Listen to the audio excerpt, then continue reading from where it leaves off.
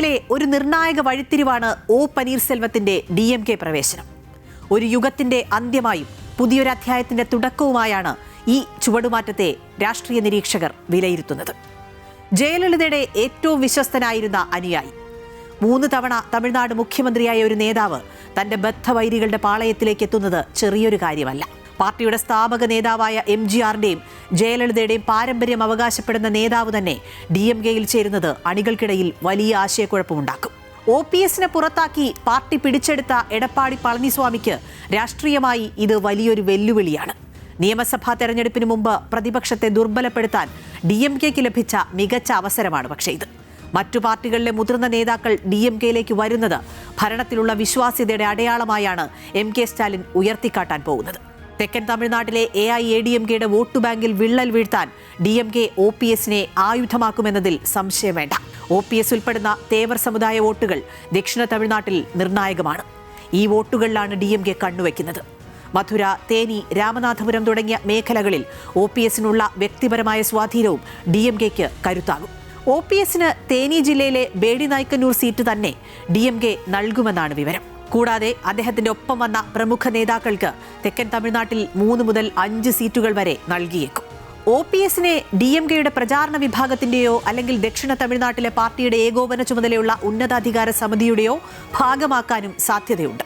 താൻ ഒറ്റയ്ക്കല്ലെന്നും വലിയൊരു ജനവിഭാഗം തനിക്കൊപ്പമുണ്ടെന്നും തെളിയിക്കാൻ OPS ഈ നീക്കത്തിലൂടെ ലക്ഷ്യമിട്ടു.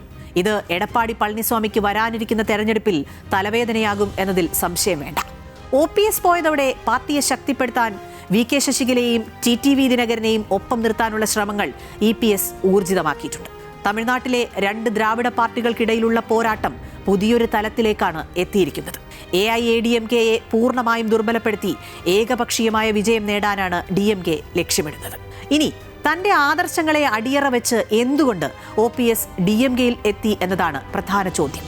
അപമാനത്തിന്റെയും പുറത്താക്കലിന്റെയും ഒക്കെ കടുത്ത വേദനയ്ക്കൊപ്പം നിലനിൽപ്പും OPSന് DMKയിലേക്കുള്ള വഴി തുറന്നു.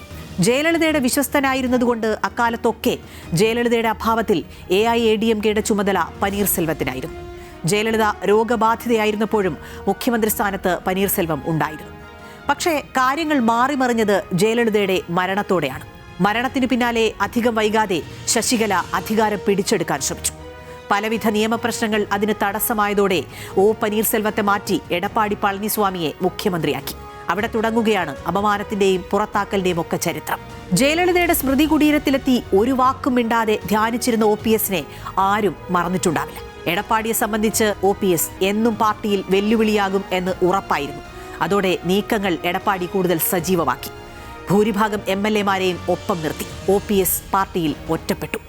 പിന്നീട് പാർട്ടി വിരുദ്ധ പ്രവർത്തനങ്ങൾ നടത്തിയെന്നും DMKയുമായി ചേർന്ന് പാർട്ടിയെ തകർക്കാൻ ശ്രമിച്ചുവെന്നും ആരോപിച്ച് OPSനെ പുറത്താക്കി.